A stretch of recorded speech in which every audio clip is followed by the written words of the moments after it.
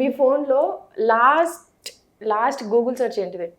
యూట్యూబ్లో అయితే ఇందాక వచ్చేటప్పుడు మీ ఇంటర్వ్యూలో ఒకసారి చూసి వచ్చా.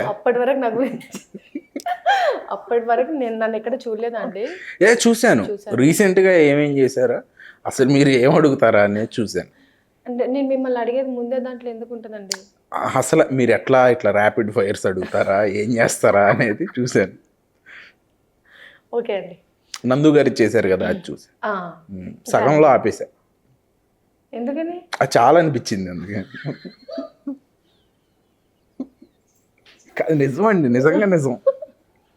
ఓకే అండి, మీరు ఏదైనా తర్వాత ప్రాంక్ ఏదో చేశారు కదా ఫిబ్రవరిలో, మీ మ్యారేజ్ డే అని రాకేష్ గారిని పాపం ఎవరో ఇంటికి తీసుకెళ్ళి మన ఇల్లు అని చెప్పారు. అది ఒకటి చూసా, అది ఫుల్గా చూసా. లేకపోతే తెలిసేది కాదు కదా, మీరు లాస్ట్ వరకు చెప్పలేదు కదా అది ఇల్లు ఇది కాదని. ఓకే, చాలా బాగా చూసారు.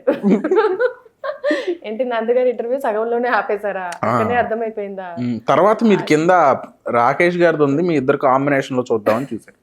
పర్లేదండి, మొత్తం చూసారు. 24th ఎప్పుడో కదా మీ మ్యారేజ్ యానివర్సరీ?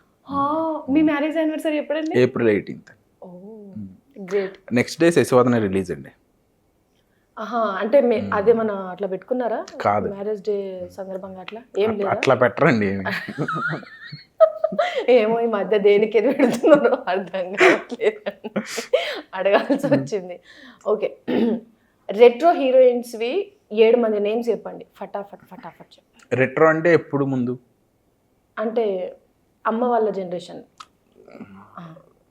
సావిత్రి గారు, రంభ గారు రెట్రో కిందకి వస్తారు కదా.